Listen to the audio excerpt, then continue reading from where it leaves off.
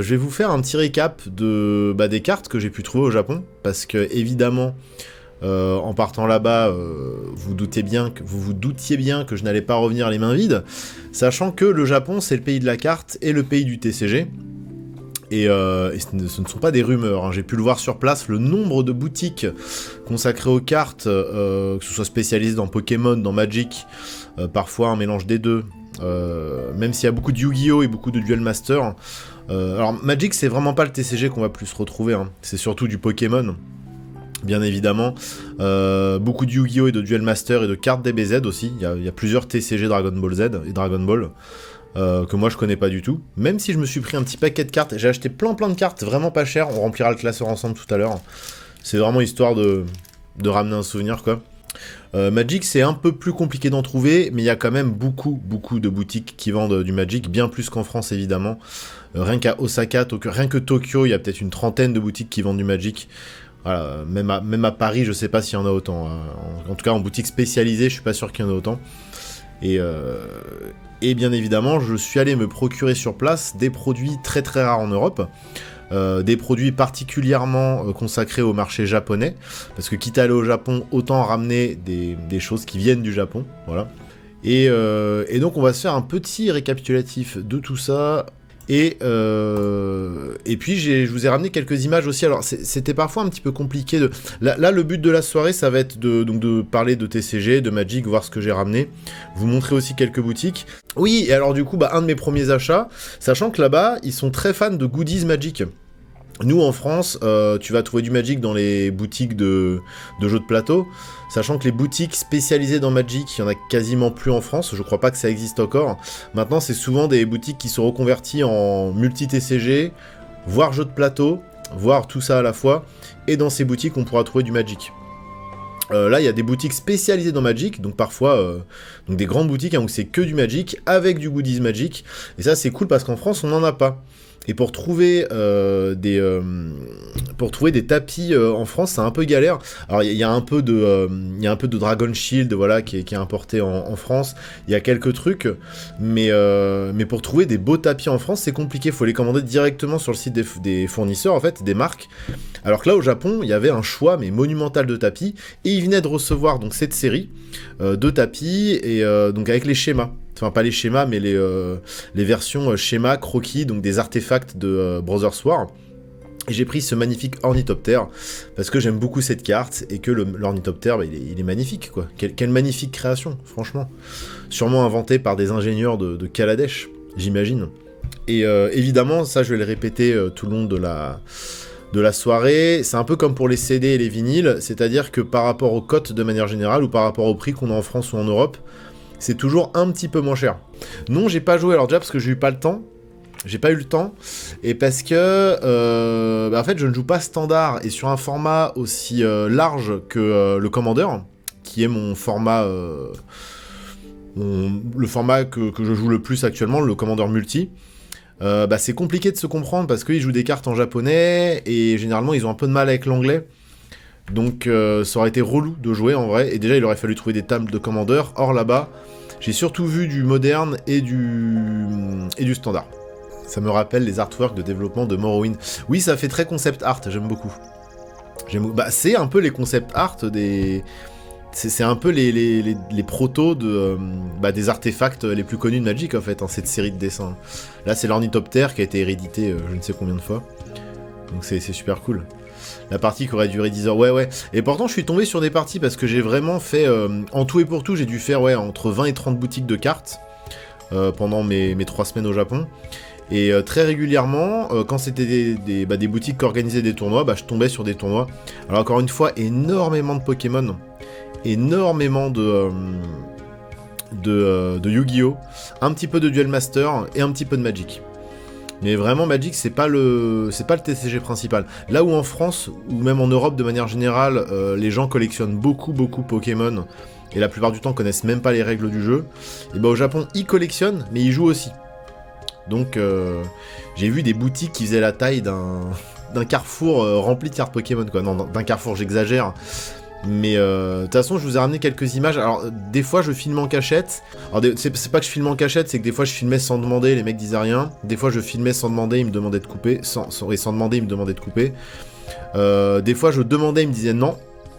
Donc, c'est un peu compliqué de filmer l'intérieur des boutiques.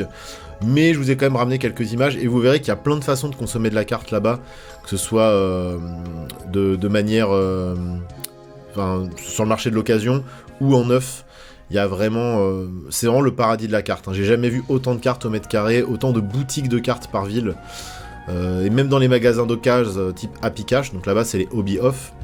Alors il y a Hobby Off, il y a Book Off, il y a plein de boutiques différentes comme ça, d'occasion. Il y a pour les fringues aussi, mode off. Et dans Hobby Off ou dans Book Off, on peut trouver des cartes aussi et parfois des rayons qui font plusieurs dizaines de mètres, quoi. Donc ça peut être dangereux d'être lâché dans un endroit pareil. Alors, vous savez quoi ? Je sais plus exactement avec combien j'étais parti, mais je n'ai pas tout dépensé. Parce qu'en fait, il y avait un délai d'environ une semaine entre le moment où je retirais, où je dépensais mon argent, et le moment où ça atterrissait sur mon compte. Où c'était marqué sur mon compte. Donc je me méfiais un peu, je faisais un petit peu gaffe. En plus, au début, j'avais pas pris l'abonnement pour la carte internationale. Du coup, j'avais beaucoup de frais dès que je retirais de l'argent. Alors je me suis mis à faire très gaffe. Et en plus, il faut normalement que j'achète la PS5 avec Final Fantasy XVI.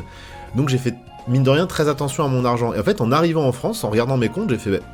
mais en fait, ça va. J'ai pas tant dépensé que ça. Alors vous verrez, hein, j'ai quand même pas mal déconné. Donc j'ai ramené tout ça, hein, vous allez voir. On va en profiter pour sliver aussi, parce que les pauvres, elles ont beaucoup voyagé. Je pense qu'il y en a qui n'ont pas très bien subi le voyage, parce qu'elles sont pas sous top loader, donc... Les petits sleeves, vous connaissez le petit ASMR de sleeve qui fait plaisir. Et du coup, ouais, en fait, j'ai fait plutôt attention et je pense que j'aurais pu bien plus déconner. Et d'ailleurs, alors, j'ai fait ça avec Discogs pour les magasins de musique et j'ai fait ça avec MKM pour les magasins de cartes. J'étais tout le temps avec mon téléphone à vérifier à chaque fois les cotes. Et en vrai de vrai, si j'avais fait mon gros gaijin businessman d'enculé là, j'aurais presque pu me rembourser mon voyage au Japon. Tellement certains produits Magic sont exclusifs au Japon, et que pour les avoir en France, ça peut monter... Il y a même des tokens là que je vous montrerai, qui en foil peuvent monter jusqu'à plus de 100 € le token. Alors ça part pas énormément, mais ça part. Et en fait, ce que j'aurais pu faire, c'est acheter, par exemple, ces fameux tokens, parce que je les ai trouvés dans plusieurs boutiques, même s'ils sont un peu rares quand même, je les ai trouvés, même en foil. J'aurais pu tous les acheter, tous ceux que je trouvais, les ramener en France, les revendre, et me rembourser mon voyage. Je l'ai pas fait d'une, parce que j'avais peur d'être banqueroute avant la fin du séjour. Et puis deux, parce que voilà, je considère avoir mis des sous de côté pour profiter pendant le voyage. Je suis pas là pour faire du business. Je dis pas que je le ferai jamais, hein. Peut-être qu'un jour je me spécialiserai dans l'import de cartes japonaises, je sais pas. Surtout que maintenant je commence à bien connaître le marché là-bas. Donc je connais assez bien le marché en Europe et maintenant je commence à m'intéresser au marché japonais. Donc peut-être qu'un jour je le ferai, je sais pas. Mais là c'était pas le but, donc voilà. Alors Boglir, il y aura un peu toutes les langues, mais j'ai surtout pris du Jap, parce que le but de mon voyage aussi, c'était de ramener des cartes japonaises. Des cartes qu'on ne trouve pas sur le marché européen, ou qu'on a du mal à trouver, ou qui peuvent être trouvées sur le marché de l'occasion, mais à des prix trop exorbitants pour que je me permette de les acheter. Donc là, j'ai quand même fait des affaires. Puis parfois, je me suis fait... Même si parfois, je ne faisais pas d'affaires, je me suis fait un peu plaisir, quoi, clairement. Ça fait touriste de ouf, mais je trouve ça joli, les cartes en Jap. Alors, pour certaines cartes, c'est magnifique. En fait, ça dépend. Ça dépend, il y a des fois, effectivement, je trouve que les polices japonaises sont bien plus jolies sur certaines cartes. Et puis parfois, ça m'inspire pas plus. Alors évidemment, j'ai ramené des produits très spéciaux. Et généralement, bah oui, j'ai pris des produits où les polices japonaises collaient bien. Alors, je les ai un petit peu classés. Là, on va commencer avec les cartes random. C'est pas des cartes qui ont de la valeur, c'est des cartes que je trouvais dans des blinders, qui coûtaient pas extrêmement cher, des jolies cartes en fait que je trouvais, voilà, quand j'avais quelques yens à dépenser sur moi, je sortais quelques cartes des classeurs, puis je me faisais plaisir. C'est pas des cartes exceptionnelles, hein, c'est des trucs que je trouvais, voilà, genre là par exemple, un land comme ça, là, un full art de New Capenna, comme ça là, avec la police japonaise, bah je trouve ça très beau. Vous voyez, donc j'ai payé ça 100 yens. 100 yens, ça représente allez, 75 centimes dans ces eaux-là. Vous voyez, c'est sympa, quoi. Avec la police japonaise, moi, je trouve ça cool. Avec les kanji, comme ça. Alors, je sais pas si c'est les kanji ou l'autre alphabet, là, mais... Alors, normalement, ce qui se passe avec les étiquettes... Donc ça, c'est Big Magic, hein. Alors, je vous montrerai... Là, pour l'instant, je vous montre juste les cartes. Après, je vous montrerai ce que j'ai filmé. Les différentes boutiques, les différentes enseignes. Big Magic, c'est la grosse enseigne qui vend du Magic au Japon. Il y a plusieurs magasins à Tokyo. Il y en a aussi à Osaka. Je sais pas si je les ai tous faits. J'en ai fait 3 en tout. Et alors là-bas, il y a un système d'étiquettes. Alors ça fonctionne pas partout exactement pareil, mais de manière générale, quand une carte a une étiquette blanche, ça veut dire qu'elle est neuve, enfin qu'elle est near mint, quoi. Et quand une carte a une étiquette jaune, c'est qu'elle a probablement des défauts. Alors moi, de toute façon, je vérifiais l'état à chaque fois, et ça ne s'est pas toujours vérifié. C'est-à-dire que parfois, je trouvais des cartes avec des étiquettes jaunes qui étaient en très très très bon état, et parfois des cartes avec une étiquette blanche qui avaient des points blancs, qui avaient des défauts. Donc dans tous les cas, vérifiez toujours vos cartes. Les vendeurs vous demanderont toujours de vérifier les cartes avant de payer. Et ils sont très patients. Donc vous pouvez prendre, s'il faut, une demi-heure pour tout vérifier et faire attention. Ils sont très patients. Ils savent que, voilà, c'est pas comme en France où le vendeur va souffler. Il a un truc à faire, tu vois. Et en fait, la plupart du temps, dans les boutiques, les vendeurs s'en branlent totalement de Magic. Ils sont là pour vendre des Cluedo et des... Pardon, j'abuse. Mais là, ils sont... Tu sens qu'ils connaissent le TCG, parce que là-bas c'est culturel, hein, clairement. Et ils vont te laisser le temps de vérifier, machin, de revérifier les parce que vous allez voir, la façon d'exposer les cartes aussi, c'est particulier, là-bas, je vous montrerai. Généralement, c'est dans des grandes vitrines. Donc, si jamais vous êtes amené, justement, à devoir mettre un petit billet dans une carte, prenez bien votre temps, vérifiez l'état, parce que c'est important, en fait, quoi. Puis, vous savez que moi, j'aime bien les cartes neuves, j'aime bien prendre soin de mes cartes, de mes objets. Vu le prix qu'on met dedans, et puis vu que ce que ça représente, oui, c'est important de prendre soin des objets, quoi. Et eux, là-bas, ils le font. Et alors là, regardez, c'est une série de land full art qui nous vient de la dernière extension Zendikar. Et alors là, je les trouve magnifiques en foil, comme ça. Donc vous voyez, la plupart du temps, je les payais 100 yens, hein, donc environ 70 centimes, ce qui est vraiment pas grand-chose. J'y connais absolument rien à Magic, mais c'est très joli. J'avais beaucoup aimé la vidéo que tu avais faite avec Alt dessus, les artworks sont dingos de chez Dingo. Pour moi, c'est le plus beau jeu qui existe, tout simplement. Et là, vous avez vu le pattern foil là qui passe juste derrière l'arbre, qui est au premier plan. Et au fond, on a la forêt qui est un peu plus claire là.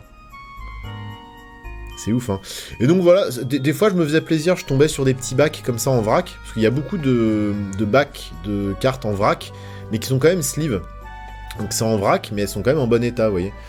Et là, bah ouais, voilà, à 100 yens la carte, j'ai fait aller. Je vais en ramener quelques-uns, juste parce que c'est beau. Parce que c'est pas évident à ouvrir, même si ça coûte pas très cher. Hein. Puis je crois que c'est les prix MKM. Hein. Ça doit coûter autour des 1€, une carte comme ça, full art foil en Jap. Donc, bon, ça, c'est pas du produit exceptionnel. C'est très beau. Hein. C'est très beau, mais c'est pas de la carte. C'est pas non plus de la belle carte. Hein. C'est pas avec ça que je vais payer ma retraite. Alors, une petite forêt, on est toujours chez Zendikar. Donc là, Zendikar, deuxième extension sur Zendikar.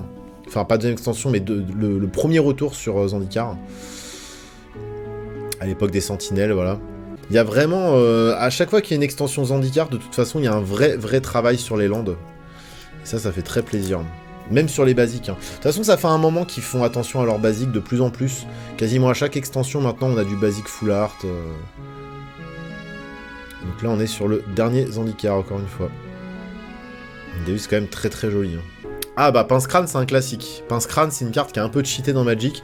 Alors ça, c'est pareil, hein. C'est juste que c'était 200 yens, donc environ un peu plus d'1€, quoi. Bon, Pince-Crâne, c'est une carte qui est très jouée, qui est très demandée, qui vaut un petit peu cher. Bon là, c'était à 200 yens en Jap, je trouvais ça original. J'ai fait, hop là. Tu peux monter un peu la zig si tu veux. Ok. Et voilà. Hop là. Voilà, des pinces-crânes, hein, donc pareil, étiquette blanche, donc normalement elles sont neuves, hein, si je vérifie. Bon, sur les cartes comme ça, je vous avoue que je passais pas 1 heure à vérifier. Hein. Bon, ça me paraît ok, il y a pas de point blanc, il y a pas de... Ah si, il y a un point blanc, voilà, on le voit, regardez. Donc voilà, donc méfiez-vous, c'est pas parce que c'est étiquette blanche que c'est forcément du mint. Voilà, vérifiez toujours l'état, mais ça c'est la base, hein, je vous le dis, mais c'est pareil au Japon. Même si de manière générale, vous trouverez des cartes en bien meilleur état au Japon. Parce ils prennent très soin de leurs objets. Alors, j'ai pas vu des Black Lotus, par contre, j'en ai vu qu'ils en vendaient en très très bon état, dans certaines vitrines. Mais pour les grosses cartes qui généralement dépassent les 100 Cayenne, donc les 100 000 yens, pardon. 100 Cayenne, on dirait que c'est un mot qui vient de là-bas. Ils mettent que des samples en vitrine. C'est-à-dire que pour voir la vraie carte, il faut demander. Et à ce moment-là, tu passes avec eux dans une salle ou dans un coin de la boutique. Et là, ils vont te montrer la carte. Bon, j'ai pas demandé parce que je m'en fous, j'aurais jamais les moyens de me payer du P9. Mais j'ai fait beaucoup de boutiques qui vendaient du P9 Alpha, ouais. Ouais, j'en ai vu. Mais dans le magasin, t'auras que le sample, quoi. T'auras que la photo. T'auras que la photo de la carte. Alors ça, c'est une magnifique carte qui nous vient de... je sais plus comment elle s'appelle. Mais c'est une magnifique carte qui nous vient de l'invasion des machines. Et moi, je voulais l'ouvrir, celle-là, et on l'a pas ouverte. Voilà, je la trouve très belle. Elle fait un peu badée, là, avec l'espèce d'alien en mode Giger qui est repoussé par... Oh non, tu vas pas commencer. L'espèce d'alien en mode Giger qui est repoussé par l'armée, là. Et vu qu'on l'a pas ouverte et qu'elle était à quelques centimes, je vais faire, allez, hop, on la prend. Si c'est comme ça pour Magic, qu'est-ce que ça doit être pour Yu-Gi-Oh! Les boutiques, ah bah de toute façon, c'est en premier Pokémon. Après Yu-Gi-Oh! Et après tu dois avoir Duel Master et Magic qui sont sur au même niveau, je dirais. Mais oui, alors si vous êtes fan de Yu-Gi-Oh! Et Pokémon, effectivement, partez avec un très très gros budget, économisez 2 ans à l'avance. Et partez avec un gros budget parce que c'est débile. Ah, c'est pas la bonne étiquette, hein, parce que j'ai sûrement pas payé ça 800 yens, j'ai payé ça quelques centimes. Voilà. Les deux frangins et frangines d'Eldraine, là... Bon, pareil, ça, comme je disais, les premières cartes, c'est pas des trucs de ouf, hein, c'est juste des cartes que je trouvais belles dans les classeurs qui me passaient sous la main, et je les sortais, voilà, bon... C'était quelques centimes à chaque fois. Mais des cartes qui, justement, avec le japonais dessus, rendent stylé, je trouvais. Voilà. Je serais tombé là-dessus en France, ça m'aurait même pas fait tilter, quoi. J'aurais laissé la carte de côté. Là, je trouvais qu'elle dégageait quelque chose. Ah, les cartes Dragon Ball, il y en a beaucoup. Beaucoup de cartes Dragon Ball, plein de TCG, plein de collectionnables Dragon Ball.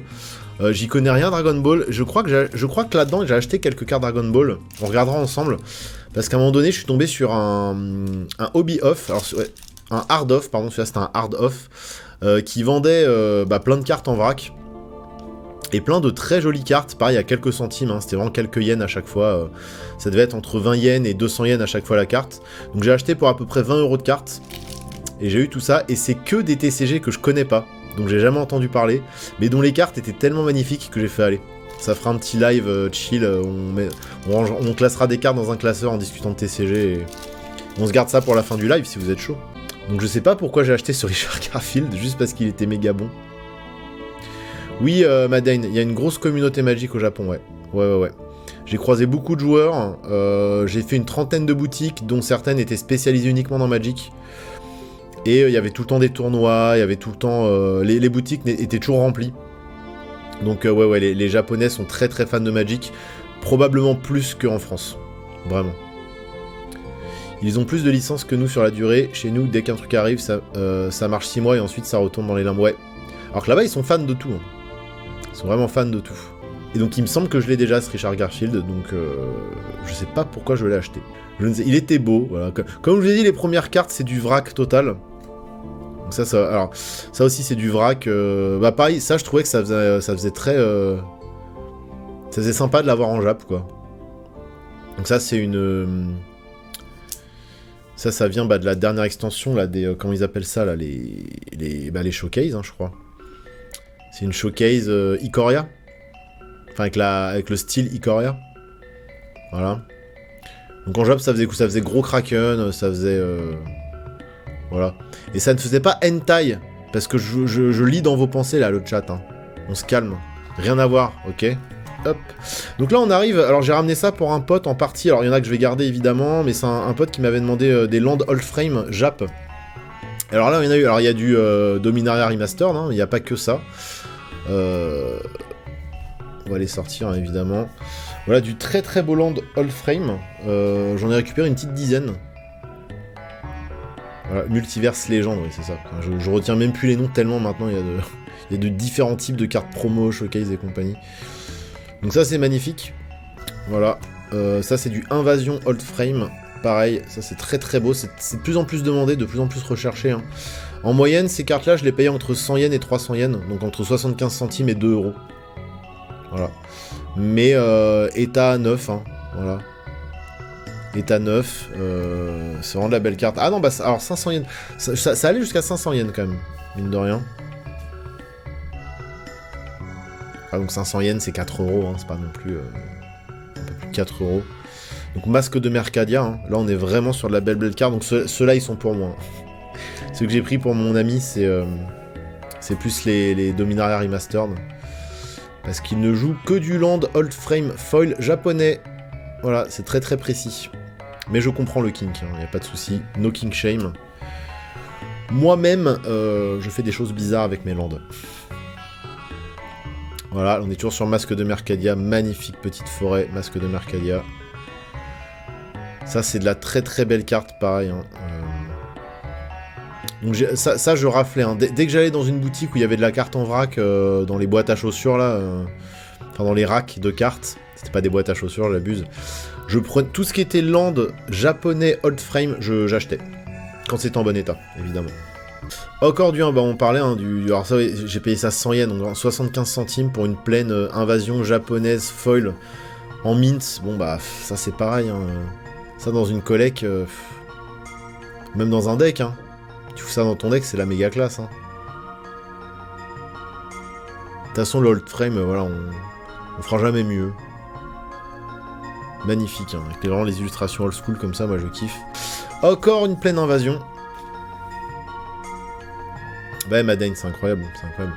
Ah bah ouais, Yu-Gi-Oh! Au Japon, c'est 3 fois plus que Magic. Hein. T'as encore plus de boutiques et t'as encore plus de vitrines consacrées à Yu-Gi-Oh! Donc là, on a une pleine invasion. Pareil, ça, c'est pas des choses qu'on trouve facilement par chez nous. Hein. Là, on a un petit land Dominaria Remaster, donc une île. Celle-là, il ira pour mon pote. Faut que je lui mette de côté. Incroyable, vraiment. Là, on est toujours sur du Dominaria Remastered. Voilà, une petite montagne. Toujours du Dominaria Remastered avec une magnifique montagne. Il me semble que ça, c'était sur Portal.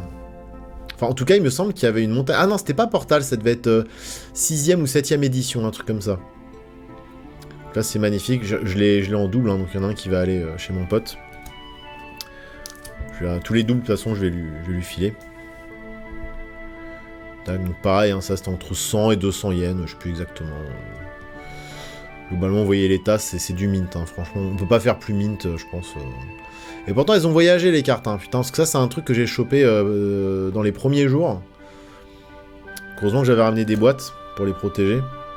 Une magnifique île. Alors, les îles sont généralement un peu plus chères, parce que le bleu est quand même un peu plus joué de manière générale. Vous savez que les joueurs de Magic sont des bandeurs de bleu. Et du coup, les îles, généralement, sont un chouïa plus chères, voilà. Alors, là, on arrive sur des cartes assez intéressantes. On commence petit à petit à aller vers des choses intéressantes. Vous allez voir. Franchement, s'il y a des collectionneurs là dans le chat, je pense que vous allez péter un plomb sur ce que j'ai trouvé. Pour ceux qui aiment la rareté, qui aiment le bling et qui aiment, on va dire, la belle carte, la carte rare, là, vous allez, s'il y a des collectionneurs, vous allez en prendre plein les yeux. Donc ça, comment il s'appelle déjà lui? C'est le land rouge de Kamigawa Non Dynasty, j'ai oublié son nom. Je l'ai trouvé en japonais à 1000 yens. Allez voir juste son prix sur MKM, vous allez comprendre pourquoi je l'ai acheté. Je l'ai acheté 3 fois moins cher que sa cote. Hein. Sokenzan, c'est ça, Sokenzan. Voilà. Donc je le trouve très beau. Et en japonais, c'est encore mieux. Voilà, donc Alternative Art... full frame, enfin pas full frame mais frameless foil. Voilà, je payais ça 1000 yens. 1000 yens c'est 7 balles. Je payais ça 7 balles. Hein. Bon, alors là par contre c'était pas du tout une affaire.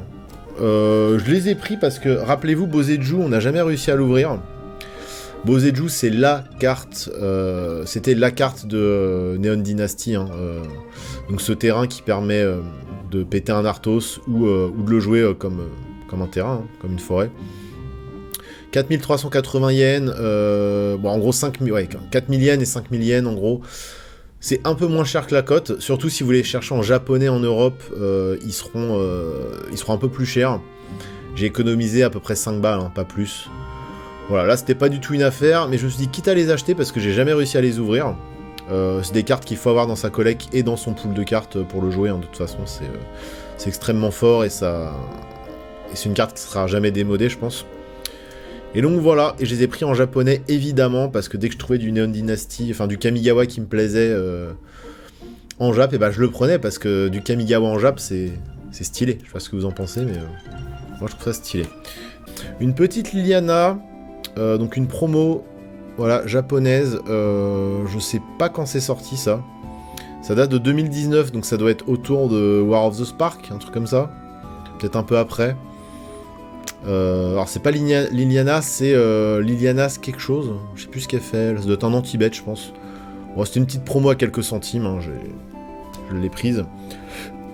Ça c'est le dragon. Le dragon d'or quelque chose. C'est pas le dragon d'or pont, c'est le dragon.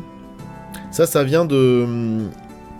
Ça vient de Donjons et Dragons. Il joue que contre des gens slivés même. Oui. Alors depuis le Covid, je ne fréquente que des gens slivés. Voilà. Dragon d'or tout court, c'est ça un dragon d'or je crois. Hein. Le 4-3 haste vol, lien de vie, pour 5. Avec une illustration assez ouf. Hein. Que j'aime beaucoup. Voilà donc ça. En fait dès que je tombais sur de la promo japonaise, donc destinée uniquement au marché japonais, je l'achetais. Voilà, alors, quand elle était accessible niveau prix évidemment, parce qu'il y a des choses qui étaient très compliquées à choper. Mais ça c'est de la petite promo Jap, voilà, qu'on ne trouve qu'au Japon. Hop là, pareil, ça c'est de la carte promo. Ça vaut un petit billet je crois. Giada, voilà, ça c'est Giada, l'ange de Capena, ouais, exactement. Voilà. Donc c'est pas une carte non plus exceptionnelle, mais des petites promos quand même qui valent... Pour les trouver en Europe, c'est pas donné, je crois. Hein. Un petit adieu, dans une version promo, toujours. Donc ça, c'était des cartes, les PWCS, là, c'est des cartes qui étaient destinées aux gagnants, au top 8 de tournois. Alors, je ne sais pas quel tournoi exactement. Et donc, c'est des cartes qui sont pas non plus éditées en de très très nombreux exemplaires. Et qui sont réservées, encore une fois, au marché japonais. Donc ils sont pas évidentes à trouver, et donc bah, quand je tombais dessus dans une boutique, je les prenais parce que c'est de la belle carte, et puis on trouve pas ça en Europe, quoi. Enfin, on les trouve sur MKM, évidemment, sur le marché de l'occasion, mais à des prix que moi je considère comme pas accessibles, quoi. Ça, c'est la version promo des... comment ils s'appelaient eux, déjà ? Ceux qui accueillent au gala, là. Les servants du gala, un truc comme ça ? Gala Greeters. Ça, c'est la version anglaise que je n'avais pas. J'aime beaucoup ces cartes. Et évidemment, j'ai la version japonaise aussi. Parce que oui, j'étais au Japon, donc j'ai pris la version japonaise. Je crois que j'ai même pas la version française, d'ailleurs. Qui est une des plus belles, hein, la version japonaise, hein, qu'on se le dise. Le personnel d'accueil du gala. Merci, Bakades, c'est ça. Bon, bah, ils sont beaux. Hein. Ils sont beaux, et je l'ai chopé en double parce que, voilà, comme j'ai tout ce qui était promo, je raflais. Hein. Je raflais. Encore une carte promo, je sais même plus qui c'est lui. Pour 2 blancs, ça a l'air d'être un éphémère ou un rituel.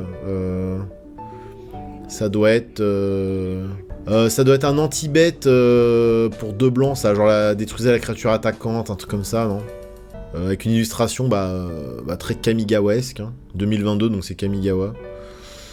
Et pareil, ça, je crois que c'est des lots de tournois, ça. Voilà. Des lots de tournois ou des lots de Friday Night. Encore de la promo, pareil, je sais pas qui c'est là, le Dimir, 2022, donc ça doit dater à peu près aussi de la même de Kamigawa. Alors j'ai essayé d'aller chercher la carte, hein, mais quand c'était des cartes comme ça que je reconnaissais même pas, mais qui étaient en Jap avec une illustration Jap, je les prenais parce que c'était vraiment quelques centimes. Hein. Juste parce que c'était quelques centimes, sinon j'aurais fait plus attention. Dans une boutique, on m'a offert des tokens. Voilà, je sais absolument pas ce que ça vaut, je sais même pas... Enfin, c'est même pas des tokens, c'est des espèces de cartes promo... Tokyo MTG, voilà. Donc le mec m'a offert les tokens de sa boutique, voilà, c'était très mignon. Que j'ai accepté, Voilà, je pense pas que ça aille grand chose, mais... Ah, alors lui, c'est le maître des fleurs. Alors non, ce n'est pas Ponce. Mais c'est le maître des fleurs qui nous vient de Donjons et Dragons également. Alors là, c'était pour le gagnant. Pareil, on est sur printemps 2022. Ça, c'est de la belle carte. Là, on commence à toucher à des trucs qui valent un petit pécule. Lui, il nous vient de l'extension Donjons et Dragons de 2022. Voilà. Pareil, donc la belle carte. Donc je vous disais que j'en avais un deuxième. Voilà, j'ai payé ça 50 yens. Donc ça veut dire 25 centimes peut-être, même pas. Oui, pour avoir ça en France, c'est con, mais il faut au moins mettre 2-3 balles, je pense, si c'est pas plus. Hein. Pareil, ça c'est de la promo un peu OSEF. Voilà, je sais même pas d'où ça sort. Enfin, lui il vient d'Ikoria vu sa tronche, mais je saurais même pas vous dire ce que c'est. C'est une carte promo vraiment japonaise. C'est Snapdax? Ok, c'est Snapdax, peut-être. Peut-être ça je l'ai sorti d'un classeur. Il y avait un Bender qui traînait, j'ai regardé ce qu'il y avait dedans. Voilà, tout ce qui était promo Jap, je prenais. Souvent, alors ouais, quand t'as une étoile filante comme ça veut dire une carte promo. Alors toutes les cartes promo n'ont pas d'étoile filante, mais quand il y a une étoile filante, c'est que c'est une carte promotionnelle. Et alors là, attention, on commence à arriver sur des trucs très énervés. Un ange de Serra promotionnel foil avec le logo de Dominaria. Et donc ça, c'était une carte qu'on pouvait trouver qu'en convention au Japon. Voilà. Et donc ça, on est sur de la grosse carte. On n'allait pas voir le prix sur MKM. Hein. Ça commence à valoir un petit billet, ce genre de carte. Mais que moi, j'ai dû payer... Alors, j'ai plus les prix, mais je sais que quand je regardais sur MKM, généralement... Enfin, dans cette boutique, parce que c'était une boutique à Osaka. Celui-là, je l'ai acheté à Osaka. Dans une petite boutique. D'ailleurs, je vous montrerai tout à l'heure l'entrée de la boutique. Ouais, j'ai payé ça au moins 25% que le prix affiché sur MKM. Le prix minimum MKM. Et en plus, ce qui est bien, c'est que j'ai pu vérifier l'état. Et si vous regardez bien, il est quand même dans un état quasi parfait, quoi. Alors évidemment, je sais pas si je l'envoie au grading, s'il passera la note de 9, je ne sais pas. Mais regardez, quoi. Il est 9. Il est near mint. Il a 34$ sur MKM, j'ai dû le payer une vingtaine d'euros, même pas. Même pas. Mais c'est pas du tout la meilleure... C'est pas du tout la meilleure affaire que j'ai fait. Hein. Et donc là, on va arriver sur des choses extrêmement intéressantes que je n'ai jamais vu en vrai, que je n'avais jamais vu en vrai jusque-là, que je lurkais sur MKM depuis un moment, mais pour des basiques, ça faisait un peu cher. Et alors là, en plus, vous voyez, alors rouge, il me semble que pour eux, rouge, c'est pas du tout ces cartes en mauvais état. Alors pour moi, elle était near mint. Et donc j'ai payé toutes ces cartes là que vous allez voir, des prix mais dérisoires, quelques euros à chaque fois. Alors celle-là j'ai quand même payé 10 000 yens, hein, donc celle-là elle m'a coûté très cher. 10 000 yens ça veut dire 10 000 yens, c'est quoi? C'est dans les 60 balles quand même. Hein. Mais c'est les Landes APAC. C'est une série de Landes sortie dans les années 90, fin 90, milieu fin années 90. Qui sont censés représenter des endroits un peu plus réalistes que les paysages fantastiques qu'on a et les paysages de fantasy qu'on a dans Magic. Tu l'as payé combien? Le maître des fleurs, il a 119 sur MKM. Je te dis, je l'ai vraiment payé une poignée d'euros. J'ai dû le payer... Ah non, parce que de toute façon, j'ai jeté les étiquettes. Je l'ai vraiment... Franchement, j'ai dû le payer une trentaine d'euros. Je sais que les gens ne me croiront pas, mais j'ai trouvé une boutique à Osaka. Et d'ailleurs, c'est pas fini. Hein. À chaque fois, je vous dirai les cartes que j'ai trouvées dans cette boutique quand on tombera dessus. Sur des prix, genre, on le verra tout à l'heure, mais je vais vous le spoil. Par exemple, le Dragon Chivan Foil spécial 30 ans, Old Frame, j'ai dû le payer moins de 5 balles. Allez voir son prix sur MKM. Et en fait, je pense que la personne qui m'a indiqué les prix, parce qu'en fait, moi, à chaque fois, alors je vais vous expliquer un peu comment ça se passait.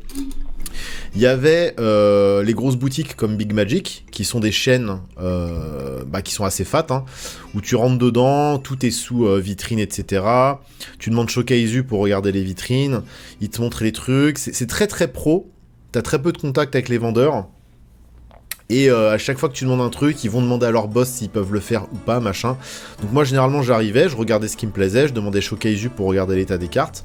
Et après, ce que je faisais, c'est que je demandais s'ils avaient de la carte promo et s'ils avaient du misprint. Et à chaque fois que je demandais du misprint, ça me fait trop marrer parce qu'en arrière-boutique, ça s'agitait dans tous les sens pour trouver des trucs. Je vais vous montrer ce que j'ai trouvé. Quand je vous dis que j'ai trouvé des dingueries, j'ai trouvé des vraies dingueries. Et pour pas un rond à chaque fois, c'est ça qui est fou. Des trucs que j'aurais payé une fortune sur les groupes de collectionneurs Facebook français, quoi. Ou américains, ou anglais. Et alors là, ce qui se passe dans cette petite boutique à Osaka, c'est que je rentre, au début ils sont un peu frileux. D'ailleurs, je vous montrerai comment fonctionnent les boutiques là-bas avec les vidéos tout à l'heure. Le mec est un peu frileux, machin, puis il y en avait qu'un seul qui parlait à peu près bien anglais. Donc je commence un peu à l'alpaguer, à discuter, tout ça. Bon, je vois que c'est des gros passionnés de Magic, les mecs, des mecs fans de vintage et tout, machin. Je commence à parler de mes collections, je suis un fan de misprint, que je recherche de la carte promo et tout. Et là le mec, alors au début il me disait ouais mais en fait faut commander sur le site et après on prépare ta commande et là on te file ta commande. Et moi j'explique, je suis un touriste, là je repars demain et tout, parce que j'étais à Osaka, je suis resté que 2 jours à Osaka, 2 ou 3 jours. J'aurais bien aimé voir vos cartes et tout, et puis là le mec il fait bon bah vas-y, il dit à son pote un truc en japonais. Il me sort un rack de cartes avec plein de cartes promo, plein de cartes en Jap, machin, et le mec commence à coller des prix dessus. Donc il y a des étiquettes comme ça là. C'était pas Big Magic, hein, c'était un autre truc. Et il commence à mettre les étiquettes dessus pour mettre les prix. Et là, je vois les prix, je fais, mais il est en train de se gourer ou qu'est-ce qui se passe? J'ai notamment chopé le maître des fleurs ici et mon dragon Chivan, que je vous montrerai tout à l'heure, que j'ai payé, mais rien du tout. Et je sais pas s'il y a encore l'étiquette sur le dragon Chivan, on verra. Mais je l'ai payé je passe sur MKM, je crois que le dragon Chivan spécial 30 ans, foil old frame, il doit valoir dans les 70 balles, 80 balles. Je l'ai payé moins de 10 euros. Je l'ai vraiment payé moins de 10 euros, comme tous les trucs que j'ai achetés dans cette boutique d'ailleurs. Alors vu que c'est de la carte promo qu'eux ils ont, peut-être qu'ils s'en branlaient totalement, peut-être le cas, hein. Ou peut-être qu'il a confondu le old frame et le modern frame, sachant que même le modern frame vaut quand même plus de 10 balles. Je sais pas ce qui s'est passé. Ah, moi j'ai payé, je me suis cassé. Hein. Donc là on est sur une plaine APAC, voilà, c'est une des cartes les plus chères que j'ai achetées, hein, évidemment. Donc ce sont ces fameux lands dont je parlais, qui sont un peu plus inspirés de la vie réelle, voilà. Et j'en ai trouvé pas mal. Alors dans différentes boutiques, hein, j'en ai trouvé chez Big Magic, j'en ai trouvé un peu partout, hein. Voilà. Les codes sont internationales où il y a des changements par langue. Non, une carte en japonais ne vaut pas le même prix qu'une carte en jap ou en anglais. C'est indexé sur les mêmes prix, mais c'est pas les mêmes prix. Le japonais vaut généralement un peu plus cher. Une magnifique plaine, une magnifique île. Donc, je vais resliver tout ça au fur et à mesure, vous inquiétez pas. C'est juste pour pas que vous ayez les reflets. Donc, alors j'ai pas tous les lands d'APAC, mais je crois qu'il y a 15 lands d'APAC. Et là on va voir combien j'en ai récupéré. Il y a 3 forêts, 3 îles, 3 marais, 3 montagnes, 3 plaines. Mais je ne sais plus exactement lesquels j'ai chopé. Donc regardez, un 700 yens. Hein. C'est pas des prix de fou non plus pour du land APAC. En fait, vu que c'est des basiques et que c'est vraiment des produits de collection, j'avais pas trop d'intérêt de les acheter. Puis en fait, j'ai d'autres priorités, notamment en misprint ou des choses comme ça, ou du produit scellé old school. Là, je suis tombé dessus, vous voyez, bon bah voilà. Hein. Je les ai achetés, tout simplement. Donc voilà. Donc là, on va enchaîner avec tous les lands d'APAC que j'ai achetés. Sur Card Market, le full set Near Mint, il est à 600 euros. Ok. Bon bah tu vois, là, j'ai clairement payé moins de 100 euros, je pense, pour l'intégrale. On va dire, allez, entre 100 et 150 euros, j'ai dû payer. Si je fais le calcul, si j'additionne tout. Hein. Et c'est pas dit que je les ai tous, hein, cela dit. Là, j'ai 2 marais, déjà. On va essayer de les ranger un peu. Ça, c'est une des plus belles. Alors, celle-là, je l'ai payé 3000, hein, donc ça veut dire autour de 20 euros. Voilà, ça doit être parmi les plus chères. Elle est très recherchée, celle-là. Et alors, vous voyez, là, l'étiquette était blanche. Donc, censé être mint. Et regardez en haut. Regardez les points blancs, là. Ça, c'est dégueulasse, ça. Donc, comme je dis, méfiez-vous. Hein, c'est pas parce que l'étiquette est blanche, contrairement à ce qu'on dit, que c'est du mint. Voilà, j'ai eu des étiquettes jaunes qui étaient en meilleur état. Salut, Ombre Morgul, comment vas-tu? Et là, vous voyez, ça, du coup, je peux pas faire grader ça. C'est pas possible. Mais bon, au moins, voilà, j'ai une première version. Après, c'est très dur à trouver en vrai Near Mint. J'ai jamais vu de carte gradée comme ça. Hein. Donc, c'est quand même des états qui sont très très corrects, surtout pour le prix où je les ai payés. Vraiment. Et ben, en tout cas, on a les... Ah, ça, c'est Ah oui, alors, regardez. Alors, ça, c'est pas un APAC, c'est autre chose. Je l'ai mis dans les APAC parce que c'est un peu le même genre de délire. C'est sorti un peu après, il me semble. Plus vers fin 90 plutôt que mi-90. Regardez, c'est la forêt de Brocéliande. Regardez là. Brocéliande, France. Voilà. C'est pas ouf? Non, j'ai pas encore fait grader de cartes. J'attends un petit peu là que le marché du grading se stabilise entre guillemets parce qu'il y a plein de sociétés de grading qui viennent d'ouvrir. C'est un peu le bordel, tout le monde se tire un peu dans les pattes. Je sais pas trop, donc j'attends un peu que ça se tasse. Et après, les boîtes vraiment fiables et les boîtes les plus intéressantes, elles se trouvent aux États-Unis, donc ça me fait chier d'envoyer mes cartes aux États-Unis. Donc je vais attendre que le marché français et européen se calme un peu, voir ce qui va durer ou pas. Et d'ici un an et demi, je pense quand même commencer à faire grader des cartes importantes de la collecte, quoi. Ouais, les landes Europe. Et ça, pareil, je les recherche beaucoup, les landes Europe, mais c'est pas évident à trouver. Surtout les Japs. Et j'espère en trouver, et je n'ai trouvé que la forêt de Brocéliande. Mais pour un Français qui va au Japon, c'est stylé. C'est stylé d'être tombé uniquement sur Brocéliande. Et donc forcément, bah, je l'ai prise, et puis pareil, ça c'était quelques euros, ça valait pas grand chose. Petite montagne, Rebecca Guy, je sais pas comment on dit, une fidèle de Wizard of the Coast, qui est là depuis un moment, qui a un style très à elle, mais qui est assez doué pour faire les elfes, ouais, un peu dans ce style là, un petit peu à l'ancienne, là. Moi j'aime beaucoup. On reconnaît très vite son trait. Rebecca Guy, c'est une illustratrice vraiment très respectée et très connue chez Magic, quoi, chez Wizard. Encore une île, voilà, Rob Alexander, pareil, magnifique, vu de haut comme ça, c'est assez original, j'aime beaucoup. Les APAC, je les trouve tous assez magnifiques. Hein. Alors, à part cette plaine de tournesol qui est pas ouf, mais c'est le plus recherché. Comme quoi. Je sais pas si on a le full set, hein. J'ai même pas vérifié si j'avais les 15. On a 2 forêts, sachant qu'il y a un double. Hein. Magnifique APAC en mode... là, on est en Océanie, je pense. On est en Australie avec le petit kangourou, là. Très sympa. Très sympa. Hop. Et ce sera tout pour les APAC. Donc, je ne les ai pas tous. Voilà. Il va me manquer une forêt, une plaine et un marais. Il me manque 3. Bah, c'est beau, parce que dans Magic, ce qui est bien, c'est qu'on a beaucoup de diversité en termes de style. Et c'est ce qui fait aussi la force du jeu. Hein. Alors t'as malheureusement beaucoup d'illustrateurs qui se ressemblent de plus en plus et qui sont très style tablette graphique. Et c'est pour ça qu'aujourd'hui on a aussi les showcases et qu'on a les cartes promo et qu'on a des illustrations spéciales, etc. Ça permet aussi de ramener un peu de diversité, parce que si on se fie que au set standard avec les cartes qu'on a dans les booster draft, bon, ça permet quand même de diversifier encore le truc, quoi, et puis même de personnaliser un peu ses decks, quoi. Moi je sais que dans Yuriko par exemple, je joue que les cartes les plus japonaises possibles en termes d'illustration, quoi. S'il y a une version de la carte avec une illustration très... Genre, tous mes basiques, c'est les basiques de Kamigawa. Les full art, évidemment. Parce que c'est histoire d'ajouter un petit peu de flavor à tout ça, quoi. C'est agréable. Et comme je vous ai dit, hein, j'en ai eu là pour... donc, il me manque 3 packs. Et j'en ai eu pour... moins de 150 €, hein, je dirais. Alors là, pareil, on va arriver sur des choses très intéressantes. Là on arrive sur les 5 cartes promotionnelles spéciales 30 ans qui ne sont sorties qu'au Japon, donc avec des illustrations japonaises, qui existent en old frame et qui existent en frame moderne. Moi j'ai pris un peu de chaque, j'ai pris ce que j'ai trouvé quand c'était à des prix intéressants, mais j'ai réussi à choper les 5, et notamment le dragon Shivan en old frame foil. Donc c'est 5 classiques, hein. Là on a le dragon Shivan, là on a l'elfe de Llanowar, là on a l'ange de Serra, qui fait le plus Weebos, hein, d'ailleurs.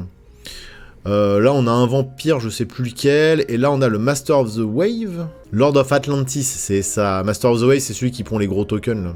Enfin qui pond tous les tokens. Donc oui, voilà, c'est Sengir, voilà. Le vampire Sengir, exactement. Donc en frame moderne, parce que je l'avais trouvé en old frame et je savais pas si j'allais encore acheter les 5 cartes. Je doutais encore. Surtout que la première boutique où j'en ai trouvé, c'était pas à des prix extrêmement intéressants. Donc j'avais pris que le Lord of Atlantis. Voilà, qui lui était pas cher par rapport à ce qu'il y avait sur MKM. Et puis en fait, j'ai fait une dernière boutique dans les derniers jours là avant de partir. Et puis il était là, je fais allez, je vais le prendre parce que comme ça j'aurai les 5. Voilà. Et ça, pareil, donc l'ange de Serra par Rollframe, par contre, même là-bas, je l'ai trouvé à des prix abusés. Donc je l'ai pris en new frame, voilà. Le petit elfe de la Noire et ce magnifique dragon chiffon qui est clairement le GOAT de ce petit cycle de cartes. Voilà, très sympathique. Et que je vais garder, je pense, pour en tout cas pour le dragon et pour le Lord of Atlantis sous plastique. Hein. L'élu change pas son la frame, non, c'est la même élu. Et d'ailleurs, c'est pour ça l'ange de Serra, il vaut une couille. Mais l'ange de Serra avec cet illus en Rollframe, ça rend très bizarre. C'est pour ça qu'aussi j'hésite à le prendre, c'est que déjà avec le new frame c'est ok mais sans plus. Avec le old frame, tu dis il y a un bug, c'est une altération, c'est quoi, tu comprends pas trop en fait. On dirait les mecs qui s'amusent à faire des altérations sur Instagram à l'ordinateur. Allez, on enchaîne encore avec du pur produit japonais, et alors là, de la belle grosse dinguerie. Alors là j'aurais pu déconner, et c'est là où en fait j'aurais pu me faire beaucoup d'argent si j'étais sûr de pouvoir les revendre. Mais bon. C'est des tokens spécial japonais sortis pour la marche des machines, et ils ont sorti donc 2 fois 5 tokens. Moi j'ai pris que le premier set parce qu'ils ont ressorti 5 autres pour Aftermath, il me semble. Et il s'agit de tokens en plastique et c'est des produits officiels. Voilà, regardez, c'est très épais, c'est du plastique, voilà. Et ça, c'est visiblement très recherché d'après ce que j'ai vu sur eBay.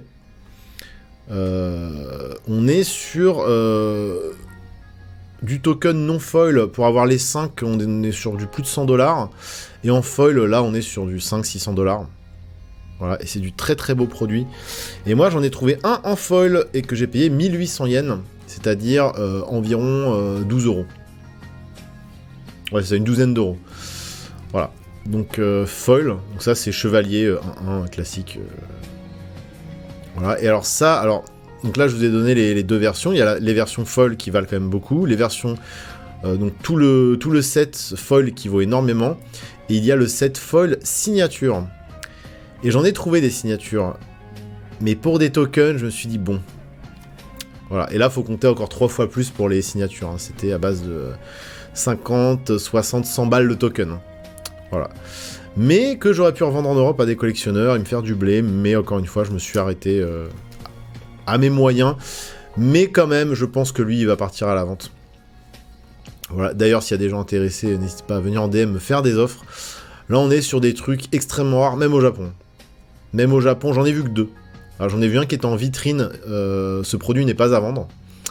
Et dans une des dernières boutiques que j'ai fait, parce qu'ils m'ont mis de côté certaines cartes que je vous montrerai tout à l'heure, il y a lui qui a popé. Et j'ai fait, allez, je vais le prendre. À 1800 yens, il vaut 3 fois plus normalement. Donc voilà, c'est le seul foil que j'ai pris. Et sinon, j'ai tout le playset, tout le cycle. Non, il y en a 6. Je dis qu'il y en a 5, mais il y en a 6. Il y a lui, il y a elle, il y a le dino, qui est un de mes préférés.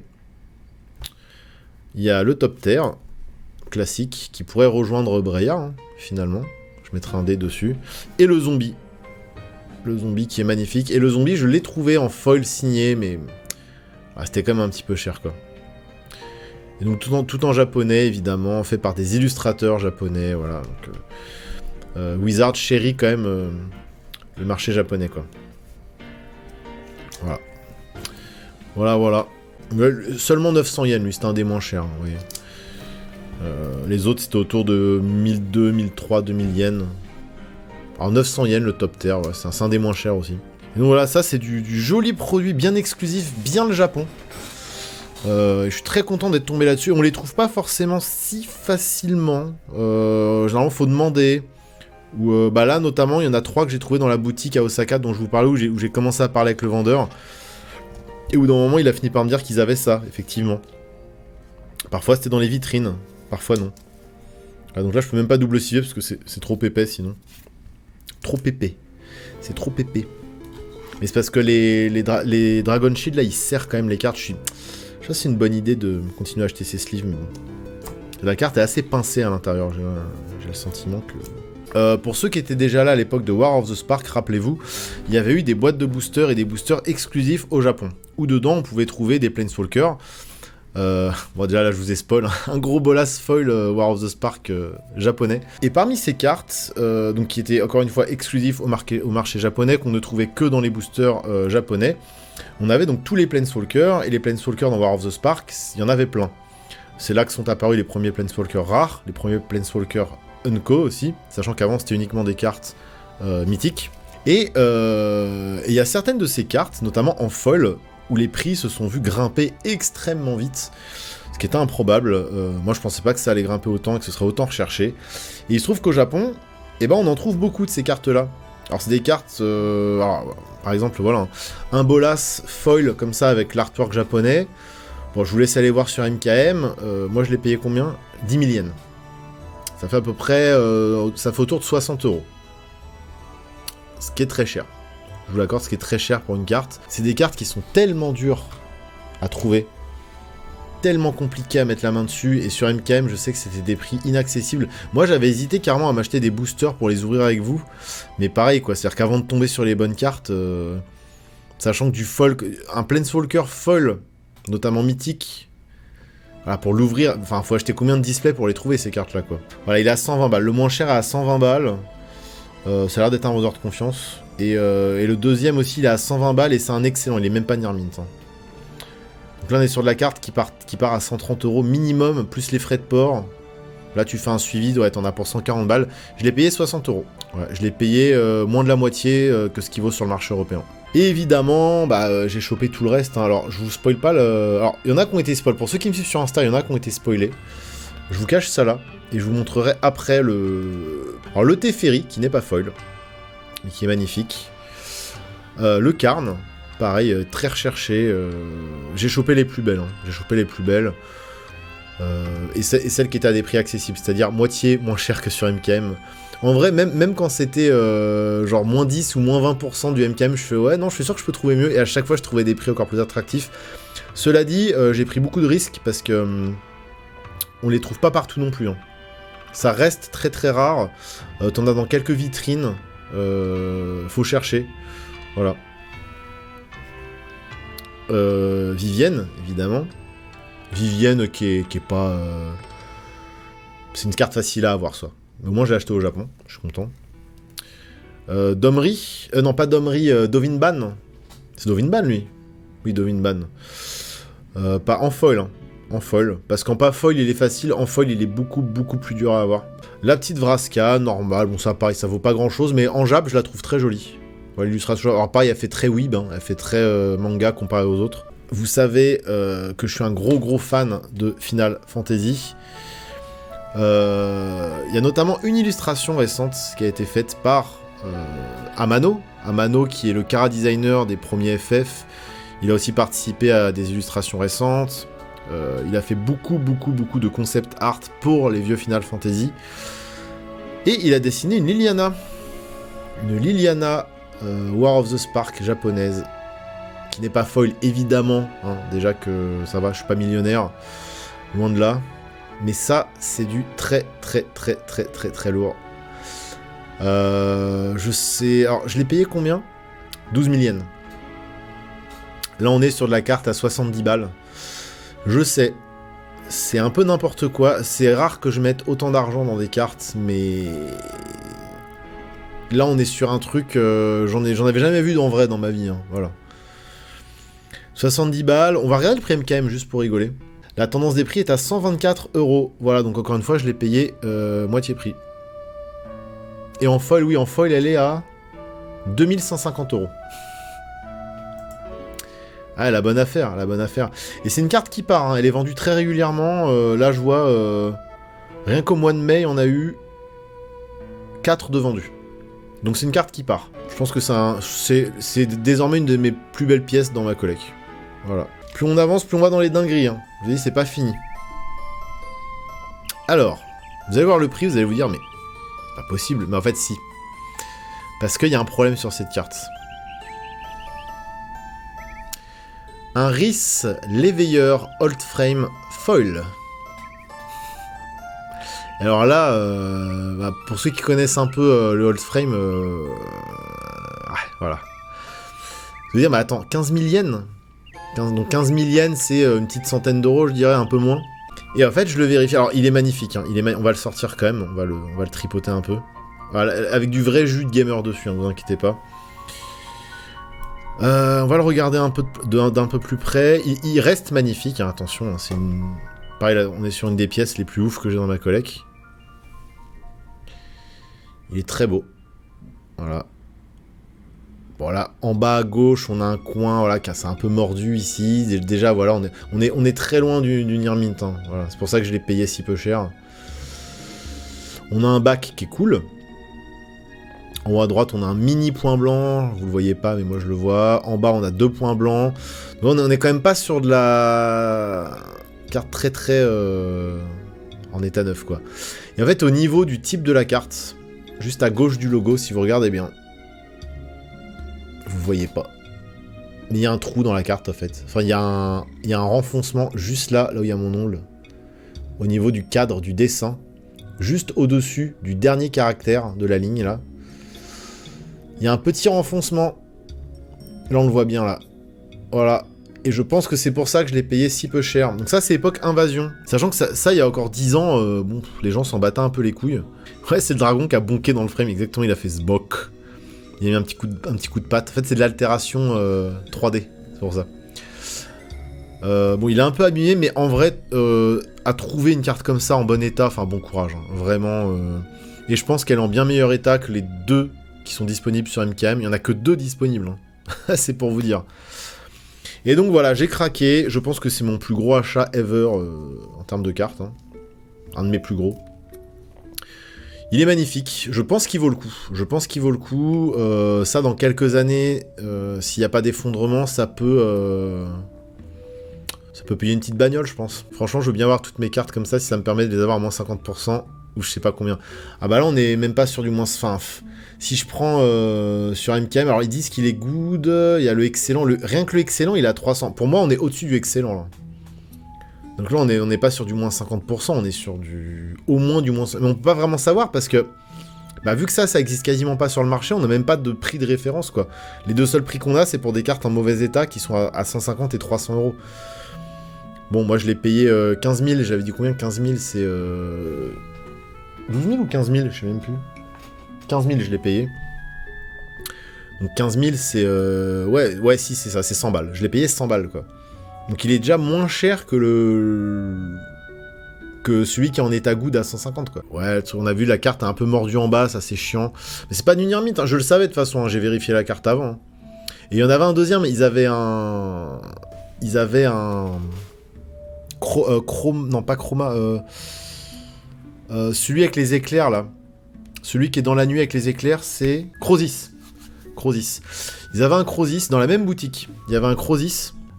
qui était aussi cher, mais qui était un peu moins beau. Et l'illustration de Crosis, je la trouve complètement folle. Je pense que c'est mon préféré des 5. Mais il était un peu trop en mauvais état. Et déjà, pour moi, acheter une carte comme ça, c'est un peu me dire, bon, allez, c'est vraiment parce que je sais que j'en trouverai plus jamais dans ma vie. Ça, je le verrai plus jamais dans ma vie, je pense. IRL, en tout cas. En Jap et tout. Donc voilà. Mais j'aurais peut-être dû prendre le Crosis aussi, je sais pas. Je sais pas, après, comme je l'ai dit, j'ai fait attention au budget quand même. Là, je trouve que déjà, c'est la première fois de ma vie que je dépense autant d'argent. Et pour finir, et alors là, c'est le grand final. Hein. Le grand final, alors, pour moi, c'est le highlight. Il y en a à qui ça va pas du tout parler, parce qu'il y en a qui n'ont rien à foutre de ça, et moi, c'est ce qui me procure le plus de plaisir dans Magic. C'est le Misprint. Alors le Misprint, faut savoir que forcément, sachant que quand tu rentres dans une boutique, c'est des vitrines, etc., ou des fois t'as des benders ou des boîtes, le Misprint, j'ai l'impression que ça les intéresse pas tant que ça. Je sais pas s'il y a beaucoup de chasseurs de Misprint au Japon, en tout cas, quand je rentrais dans les boutiques, même dans les vitrines vraiment avec des pièces rares, stylées, etc., il y avait jamais de Misprint. Ce qu'il n'y a pas du tout en France ni en Europe d'ailleurs, hein, parce qu'en Europe tu commandes sur les tablettes, puis on te ramène les cartes, bon bref. Et à chaque fois que je rentrais dans une boutique, le premier truc que je faisais, c'est j'allais à la caisse et je demandais Misprint. Et alors là, c'est trop marrant parce que j'avais toujours la même réaction. Soit ils se marraient, soit ils avaient un grand sourire et ils allaient en arrière-boutique Et la plupart du temps, eh ben, ils avaient des misprints. Et à chaque fois, ils me revenaient. Alors parfois, c'était des petits misprints de merde. Genre voilà, un petit misprint, vous voyez, un petit crimp. Regardez, hop, ça c'est un booster qui a été refermé sur la carte. Quand le booster s'est fait sceller en usine, et bah hop, en fait la carte était coincée dans le booster. Donc des fois c'était des petits misprints classiques, comme ça. Et des fois j'ai eu des trucs, bah je vais vous montrer. Hein. Je vais vous montrer. Voilà, là on a donc ce... Alors déjà c'est un misprint, cela dit c'est un crimp foil, hein. C'est pas non plus très courant. Voilà, un Amber Beast Dominaria foil. Et alors regardez le prix, hein. 100 yens. Ça fait quelques centimes. C'est ça que quand je vous dis que j'ai trouvé des dingueries, ça sur un groupe Facebook de collectionneurs, c'est des cartes qui partent à plusieurs dizaines d'euros généralement. Quoi qu'un crimp, quoi qu'il est foil quand même. Hein. C'est un crimp, c'est pas le plus rare des misprints, mais voilà, 100 yens. En fait, les misprints, ils me les donnaient. Genre, ils étaient là, ça les faisait marrer. Alors, je sais, ils doivent se dire, ah, encore un Européen qui cherche des misprints. Je sais pas ce qu'ils pensaient, pourquoi ils se marraient, pourquoi ils étaient si heureux d'aller me chercher leurs misprints. Et ils me les vendaient toujours quelques centimes. Donc, je sais pas si vous vous rendez compte, dans ma tête de chasseur de misprints, qui galère à en trouver, qui des fois me fait un peu plaisir sur les groupes, mais c'est hors de prix, c'est hyper chaud de choper des misprints. J'en ai jamais ouvert de ma vie. C'est vraiment, moi, le misprint, pour moi, c'est le truc absolument magique parce que c'est des cartes uniques. C'est-à-dire que même le plus grand des collectionneurs qui peut s'acheter 20 Black Lotus parce qu'il est millionnaire, s'il veut ce misprint, eh ben, il pourra pas l'avoir. C'est une carte unique, ça je suis le seul au monde à l'avoir. Voilà. Et donc bah, j'en ai trouvé plein à quelques centimes à chaque fois. Voilà. Une Manamorphose. Alors le misprint il se voit pas tout de suite, évidemment. Une Manamorphose et si je la retourne, hop là, l'encre noire qui a bavé sur le dos de la carte. Incroyable. Alors, il n'y a pas le prix là 300 yens. J'ai payé ça 2 euros. Donc là, vous voyez, on a un crimp en haut. Sur une carte Old Frame. Une carte rare. Voilà. Un familier. Donc ça, pareil. C'est fou, quoi. C'est fou. Les mecs me les donnaient, quoi. Donc voilà. Et puis, bah, grosse dinguerie, ça, pareil, je l'ai payé 300 yens, toujours. 300 yens. Et là, vous voyez, on est... sur une carte Ice Age. Voilà, donc ça c'est une planche mal découpée. Pareil, ça c'est très très beau. Très très très beau. Alors ça je me baladais dans une petite ville... non, c'était à Nara. J'étais à Nara, la ville avec les biches là. Donc dès que j'arrivais dans une ville, de toute façon je faisais toutes les boutiques. Et à chaque fois je demandais des misprints. Et le mec il avait ça dans son arrière-boutique. Il me fait, tu fais un misprint? Ça se faisait marrer et tout. Puis il m'a ramené ça, il fait, bon vas-y je te la fais à 300 yens. Va devenir faussaire en misprint, ça paraît lucratif jamais de la vie. Alors cela dit, je les ai pas encore étudiés à la loupe. J'ai pas encore vérifié. Alors j'ai une loupe, hein. Je vais pas aller vous la chercher. Mais évidemment, quand je mets un prix dans une carte, je vérifie. Évidemment. Il y a plein de techniques qui permettent de vérifier si la carte est fausse ou pas. Alors ça se trouve, les mecs, ils allaient juste en arrière-boutique avec le découpe pizza là, je sais pas comment on appelle ça là, la rondelle là pour découper les pizzas. Puis ils faisaient ça sur les cartes, puis ils me vendaient ça. Là on va arriver sur du très très très lourd. Sur du très très très lourd, ça j'avoue que j'ai payé un peu cher par contre. Bim. Voilà. J'ai payé ça une quinzaine d'euros. Je ne le sais pas encore à Vrost. Alors c'est des boutiques officielles et tout, hein, donc ils prendraient jamais le risque de vendre de la fausse carte, vraiment. Ils prendraient vraiment pas le risque, puis c'est pas très japonais de faire ça, pour le coup, vraiment. Et de toute façon, j'ai tout mon stuff, j'ai ma loupe et ma lampe, pour étudier si c'est des vraies cartes ou pas. Du faux misprint, bah alors faudrait vraiment qu'ils arrivent à faire les mêmes patterns que les machines des imprimeries Wizard. C'est-à-dire que j'en ai déjà des vrais misprints de... J'ai chez moi des vrais misprints de crimp, comme ça. Donc je peux vérifier le pattern et les comparer. S'ils arrivent à refaire exactement le même, j'ai envie de te dire, c'est comme un vrai dans ce cas. Hein, parce qu'ils sont très très forts. Et donc là, voilà, on a une carte qui est sortie de l'usine sans son impression. Par contre, on a quand même le petit cachet d'authentification. Voilà. Et en plus, elle est un petit peu décalée, quoi. Alors celle-là, j'ai dû la payer une quinzaine d'euros, et pour 3 fois plus cher, on avait la même carte sans le sceau d'authentification. Et là, je fais, bon, là, c'est quand même abusé. Voilà. Et ça, les gars, par contre, là, on est sur du très très très lourd. Hein. Enfin, je sais pas s'il y a des fans de Misprint parmi les 63 personnes qui sont là. Mais pour ceux qui connaissent un peu comment ça se passe, un truc comme ça, c'est une pièce incroyable. Hein. Imaginez, c'est sorti de l'usine, ça a passé le contrôle qualité, et ça atterrit dans la main d'un collectionneur, quoi. Moi, je trouve ça fou. Le fait qu'elle... Ouais, en plus, moi, je trouve que c'est le truc... D'ailleurs, je me demande, pareil, s'ils ont pas inversé le prix, parce qu'il y avait vraiment la même carte, qui devait venir du même endroit, j'imagine, hein. La même carte avec pas de seau ici. Alors moi, j'aurais mis cher celle qui a le seau. Alors que... Tu peux la dessiner, bien sûr, je vais faire ça, oui. Jamais de la vie. Déjà, là, je suis en train de la toucher sans sleeve. C'est pas cool. Hop là. Là, on a encore un crimp très sympa. Qui est là. Alors ça, c'est marrant parce que c'est un crimp sur... Alors, ces cartes-là, ces espèces de cartes parodiques, il me semble qu'on peut trouver dans les boosters, Mystery Booster, je crois. Et il y en a une infinité de cartes comme ça, là. Des cartes, ça rappelle un peu les Unset, mais c'est pas vraiment des Unset, c'est des test cards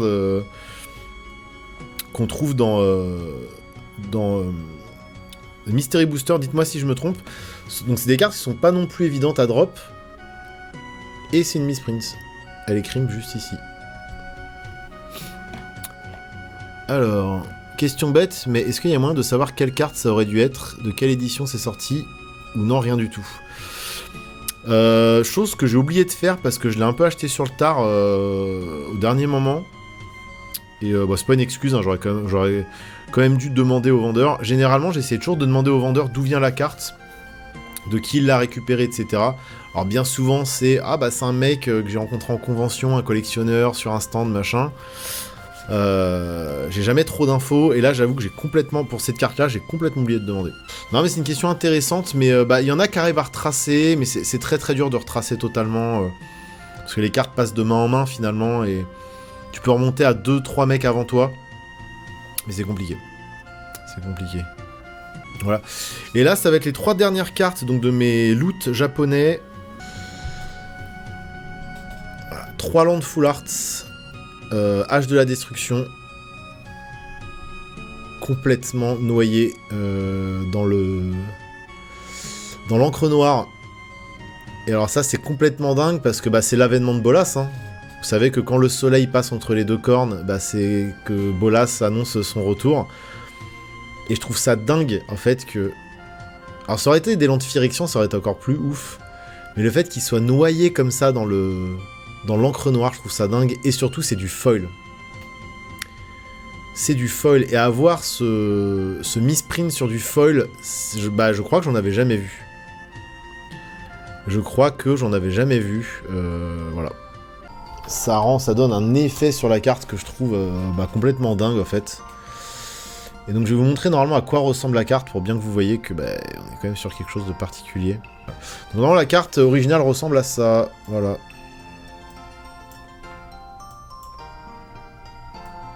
Voilà, ça ressemble à ça. Donc c'est quand même beaucoup plus clair. Donc là, on voit bien qu'il y a un souci, quoi. Je trouve que ça défonce. En fait, ça fait comme si Bolas avait encore plus d'emprise sur Amonkhet. Alors, en fait, ça peut négocier, mais moi, j'ai jamais réussi à négocier, vraiment. Donc voilà, ça, on est vraiment, je pense, sur mon plus beau loot ever.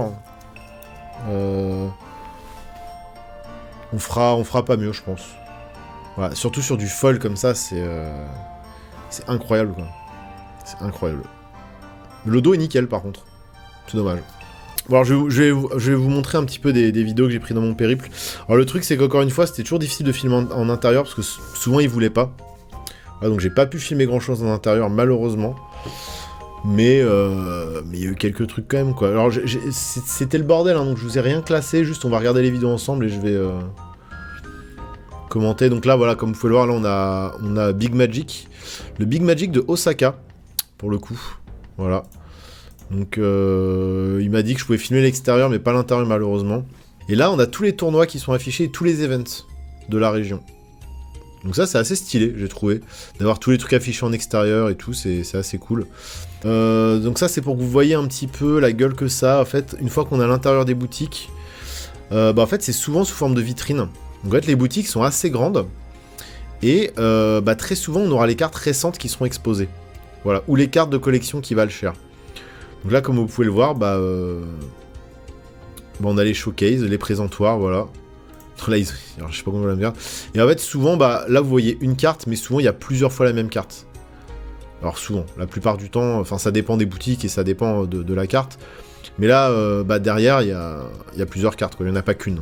Je vous dis, le Japon, tu deviens zinzin. Et des boutiques comme ça, il y en a des dizaines et des dizaines. Hein. C'est pas genre la boutique du coin, non, c'est... toutes les 3 rues, quand t'as à Akihabara, t'en croises des boutiques comme ça. Hop, là j'ai quoi? Ah oui, alors boutique immeuble. Alors voilà. En fait, souvent au Japon, les boutiques vont être dans les étages. Donc parfois vous vous ramenez devant l'immeuble et vous dites putain, mais en fait il y a rien, c'est quoi ce bordel et tout. Et non, en fait, il faut prendre l'ascenseur ou l'escalier et regarder à quel étage se trouve la boutique. Et en fait, vous vous dites, mais attends, mais là je suis en train d'entrer chez les gens là. Là je vais entrer chez quelqu'un, c'est trop bizarre. Et ben non, regardez, hop. Là, il y a le poster One Piece, donc je me doutais que c'était là, hein, même si je comprenais rien à ce qu'il y avait marqué. One Piece Card Game, donc je me doute que c'est la boutique. Et en fait, là, tu peux entrer, voilà, quoi. Tu sonnes pas, tu rentres directement. Et en fait, vraiment, c'est un immeuble, le truc, quoi.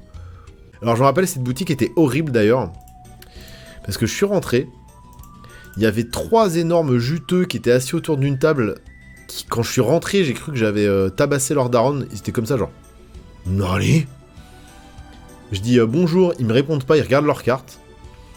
Et je fais MTG. Le mec il fait oh. Et en fait, je crois qu'ils jouaient que à One Piece et à Yu-Gi-Oh! Dans cette boutique. Voilà. Enfin, de ce que j'ai vu dans la boutique, il y avait que ça. Donc, je me suis vite barré, voilà. Voilà, donc comme je disais, donc là je suis encore à Osaka. Vous voyez, donc là c'est l'entrée de la boutique. Donc là j'étais parti retirer des thunes parce qu'ils prenaient pas la carte. Et là, vous voyez, la boutique, c'est Black quelque chose, je crois. J'ai oublié le nom de la boutique. C'est la fameuse boutique dont je vous parlais où il a fallu que je discute avec le mec pour qu'il me montre ses cartes. Black Frog, voilà, la boutique, c'est Black Frog. Le nom est marrant. Et donc là, vous rentrez dans l'immeuble. Alors attention, alors là, ça a bugué. J'ai voulu m'envoyer les vidéos et ça a bugué, donc désolé, vous verrez pas tout. Donc vous passez le hall, bam bam bam, vous passez le hall. Et là, vous arrivez devant une porte. Et normalement, cette porte s'ouvre automatiquement. Et là, elle ne s'ouvrait pas. Donc j'ai regardé sur les boîtes aux lettres le numéro d'interphone de la boutique. Voilà, donc là j'ai trouvé Black Frog, machin, j'ai trouvé Black Frog. Ensuite j'ai rappelé les mecs à l'interphone et là ils m'ont ouvert la porte. Et une fois que je passais la porte, et c'est là où ça a coupé, et en fait j'ai pas les autres vidéos qui sont sur mon Mac, désolé. Enfin sur mon téléphone, pardon, l'envoi a bugué. Tu passes le hall, t'as un autre hall derrière, et après t'as un ascenseur. Et y a rien qui est indiqué. Donc faut se souvenir de l'étage qui est marqué à l'entrée. Voilà, qui est marqué ici. Normalement, c'est marqué l'étage 5. Voilà. 5e étage. Black Frog, non. 7e étage. Voilà. Donc, souvent, c'est comme ça au Japon. Hein. En fait, c'est des boutiques qui sont dans des immeubles. Et vous regardez, voilà, là, au 7e étage, il y a ça, ça et ça. Ouais, puis des fois, tu te dis, mais attends, mais je suis au bon endroit. Est-ce que c'est la bonne boutique? Des fois, il n'y a rien qui est indiqué. Ouais, bonjour, vous avez des missprints? Tiens, assis-toi sur la chaise et mets ces menottes. Il y avait, voilà, ça. Donc là, par contre, B, c'est inférieur et F, c'est supérieur. Donc B1, boutique d'arcade. Claw Machine, c'est les grappins, là. Vous voyez? Truc de grappin. Il y a 2 étages consacrés au truc de grappin. Bon, c'est le Japon, faut pas chercher. Voilà. Donc là, pareil, vous rentrez, et puis vous... Là-bas, ils ont des machines à gamble. Tu mets 500 yens. Donc voilà, 500 yens qui représentent à peu près... 4-5 euros dans ces eaux-là, je dirais. 4-5 euros, 500 yens. Alors, ils te mettent, oui, tu peux choper des fetch foil, des machins, genre des Bird of Paradise All Frame, évidemment. Bon, des fois, ça peut arriver de choper des dingueries. Je n'ai pas tenté. Et, alors, ça pue l'arnaque, mais j'ai vu des gens... ah non...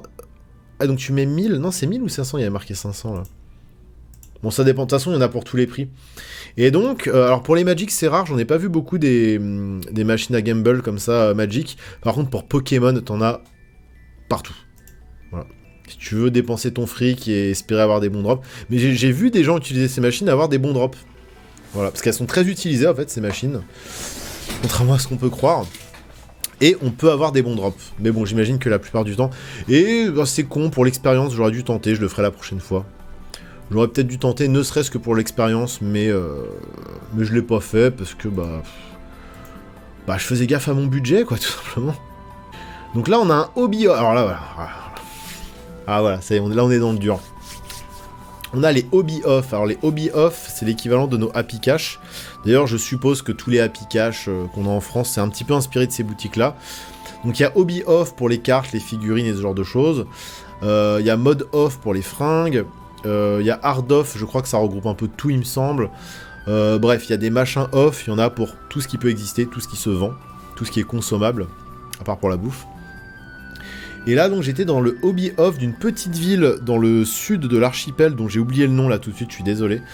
Mais généralement, c'est dans ces petites villes que vous trouvez les meilleures affaires en fait, parce que Tokyo et Osaka, et surtout Tokyo et encore plus Akihabara, et généralement, t'as les touristes qui viennent tout rafler, ou même les japonais en fait, qui s'y connaissent aussi, qui viennent choper les bons trucs. Par contre, dès que vous sortez un peu des grosses villes, des villes un peu plus campagne et tout, enfin, si vous allez un peu plus à la campagne, et là, pour le coup, il y aura des tonnes et des tonnes de stocks de cartes, de jeux vidéo, de hardware même, d'instruments de musique même, de vinyle, de CD, de tout ce que vous voulez. Mais il n'y a pas beaucoup de clients, parce qu'on est dans des endroits où il n'y a pas beaucoup d'habitants. Et alors là, vous trouvez des trucs. Et alors, ce petit sachet là qu'on va s'ouvrir ensemble, est bien moins cher qu'à Tokyo en plus, exactement même. Ce petit paquet là qu'on va s'ouvrir ensemble dans quelques secondes, donc je l'ai acheté dans ce hard off justement que j'ai mis hobby off, mais parce qu'il y avait un hobby off et un hard off qui étaient collés, c'était la même boutique. J'ai acheté toutes ces cartes ici. Alors moi j'y connais un, vous me direz si c'est des cartes qui valent quelque chose ou pas, moi j'en sais rien. Elles étaient toutes entre 20 yens et 200 yens. C'est-à-dire entre 5 centimes et 2, 3, 4 euros grand max. Et là vous voyez chaque petit crack de cartes, c'est pas la même carte à chaque fois qu'il y a derrière. C'est des cartes différentes. Hein. Donc je crois que le jaune c'était 200 yens, le rose c'était 300 yens et le blanc 100 yens. Je me rappelle plus du code couleur, mais en gros c'était ça. Voilà, et c'était pas le seul rayon. Et là j'ai filmé qu'un seul rayon, mais il y avait un autre rayon avec des bacs remplis de cartes aussi. Ah, donc là vous voyez, là on est sur un TCG, je sais même pas ce que c'est. Il y avait vraiment de tous les TCG. Hein.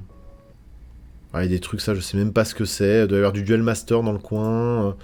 Ça c'est Duel Master je crois. Ah, et pour que vous voyez quand même que là-bas Magic c'est un vrai bail. Juste à côté d'un book off. Regardez-moi la taille de cette pub Magic avec Chandra en fat. Tellement vénère. D'ailleurs du Card Fight Vanguard. Oui, ça j'en ai vu. Après, il n'y a pas que des cartes en japonais du coup. Il y a 90% de japonais, 10% d'anglais. Mais le japonais, moi, me dérange pas du tout. De toute façon, les joueurs de Pokémon et de TCG sont fans de Jap. Et moi, les produits Magic que je cherchais, c'était justement des cartes japonaises. Encore des kilomètres de cartes.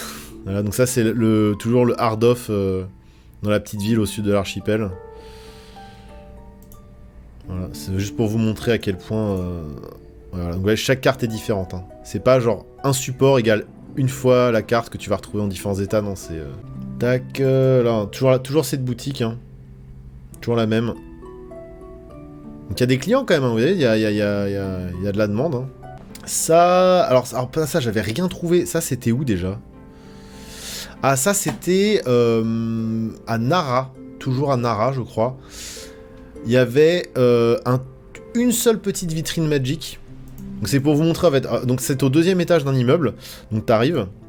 Donc déjà c'est rempli de posters promotionnels pour tous les TCG du monde qui existent. Voilà.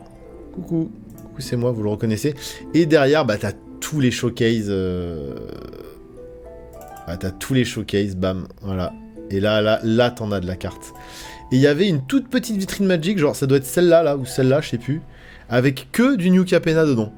Alors eux, Magic, ils s'en battaient les couilles. Alors d'habitude, dans les vitrines comme ça, ils te mettent que les nouvelles extensions. Donc là, en l'occurrence, il y avait beaucoup de... tout ce qui est arrivé après All Will Be One. Hein. Donc du Aftermath, du March of the Machine et du All Will Be One. Et encore, même All Will Be One, t'avais un peu du mal à en trouver dans les vitrines. Mais alors là, t'avais juste du New Capena et que des cartes de merde. De la commune de Lonko, dont tout le monde s'en branlait, le truc il était en train de moisir. Alors qu'à côté, ils avaient des rayons entiers de Pokémon et de Yu-Gi-Oh! Donc j'étais un peu deg. J'ai évidemment demandé s'il n'y avait pas des missprints, hein. Évidemment. Voilà, on sait jamais.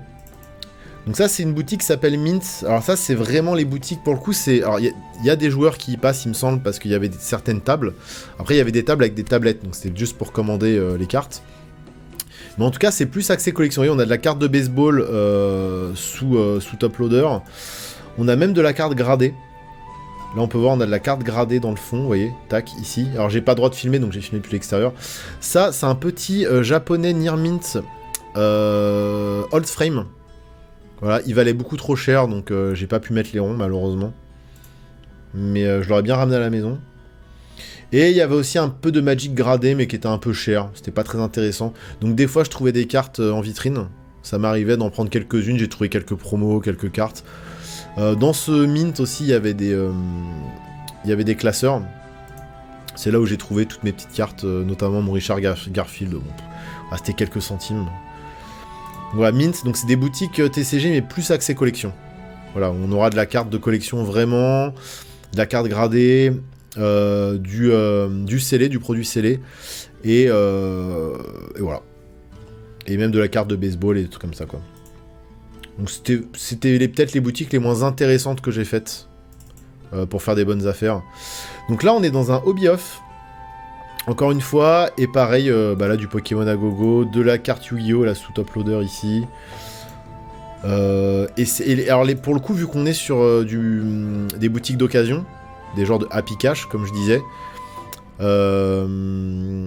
et bah c'est vraiment pas cher.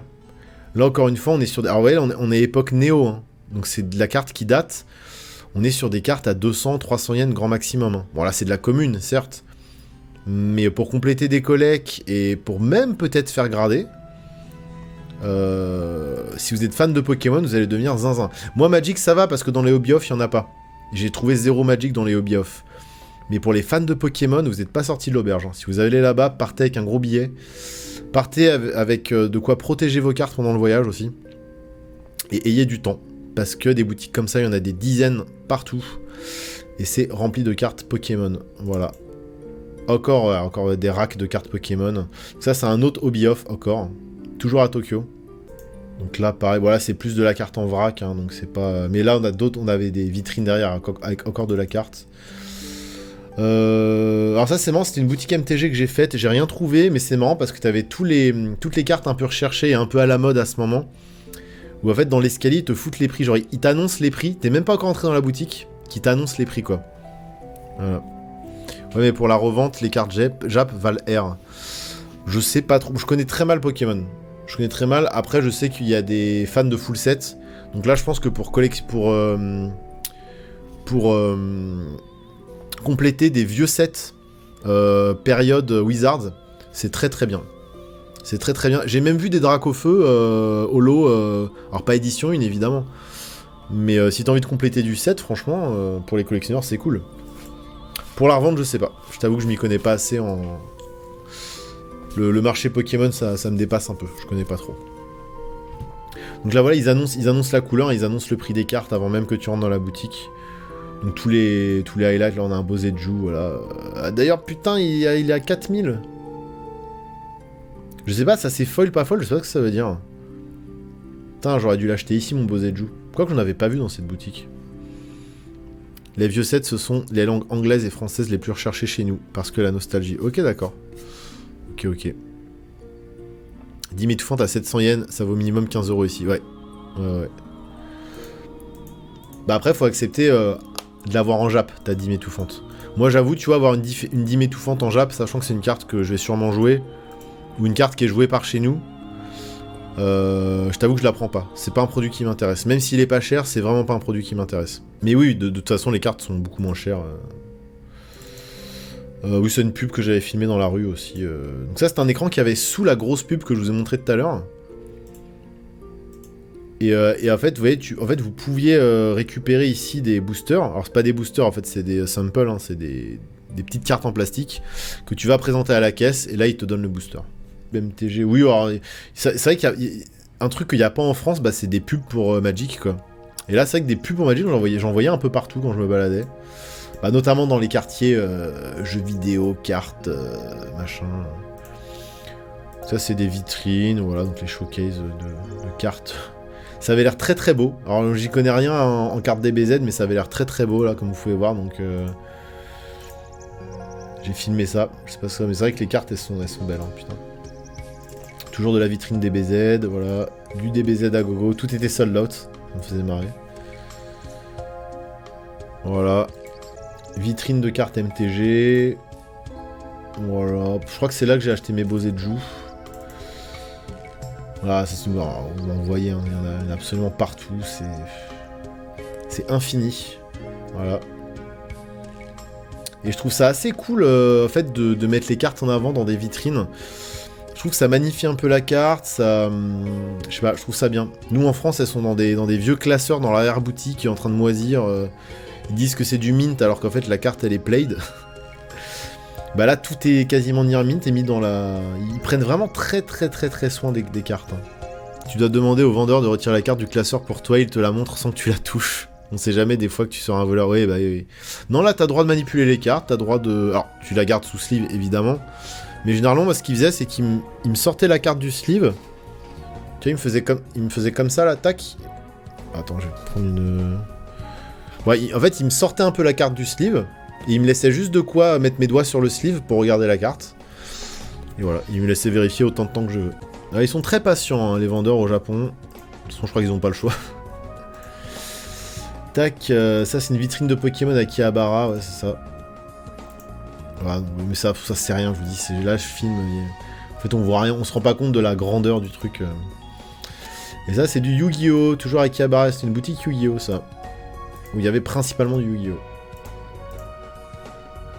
Voilà. Voilà.